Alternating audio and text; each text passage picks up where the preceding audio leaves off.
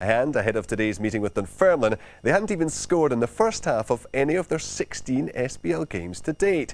Recent performances, though, suggested some light at the end of the tunnel. Could they finally make the breakthrough? Alison Walker has the highlights of a remarkable match.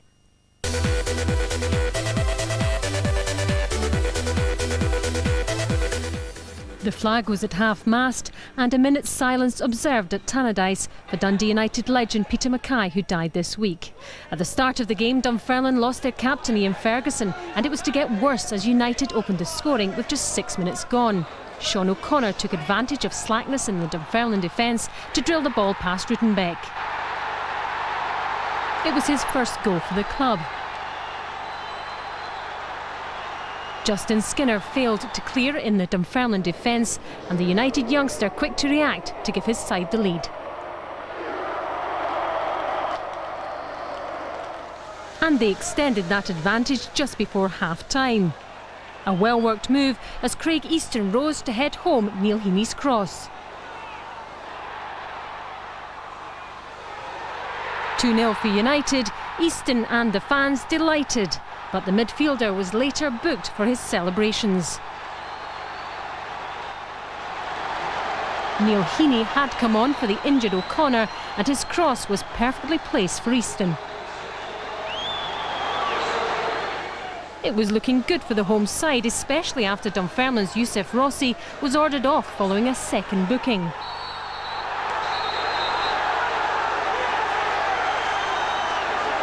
The Moroccan outraged at the decision, and the police had to bring charges against the defender following his angry gestures towards the crowd.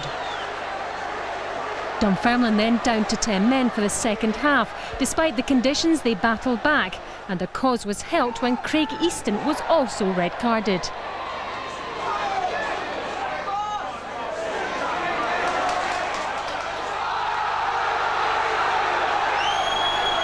His earlier goal celebrations and his second booking meant that United were also down to 10 men. A minute later, and Dunfermline pulled one back. A good build-up as Scott Thompson swept the ball in. David Moss headed on for Lee Bullen to slot home at close range. Bullen had replaced the injured Ferguson and brought his side right back into the game. Just 3.5 minutes later, Dunfermline pulled level. Nicholson's corner, David Moss rose unchallenged to head home. Within the space of 4.5 minutes, United had a player sent off and had lost 2 goals. The game was now finally balanced. But Dunfermline's celebrations were short-lived, as David Moss too ended up with an early bath.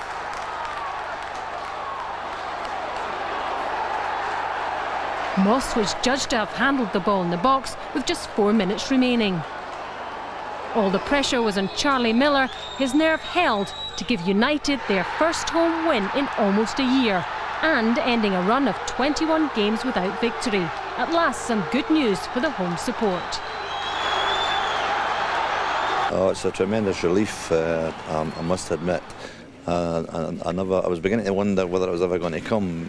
Week in, week out, we were trying, and when things were going against us. But today we got a wee bit break here and there, and we managed to win the game. I was very pleased about that. He was very pleased, but relief must have just been washing over everyone there at Tannadice.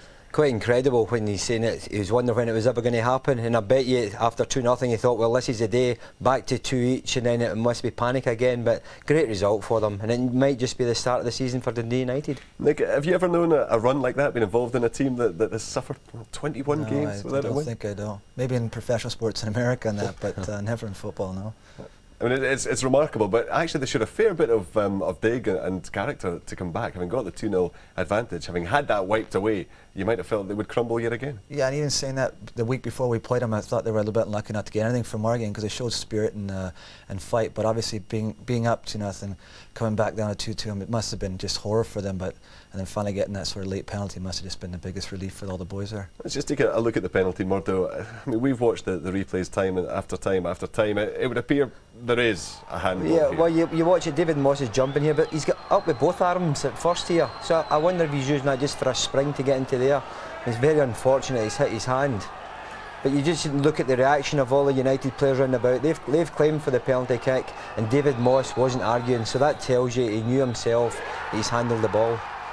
Charlie Miller getting his first goal for the club, and he's come close on a number of occasions in the few matches he's had already. Other new signings have come in, as you say, they've now got this win.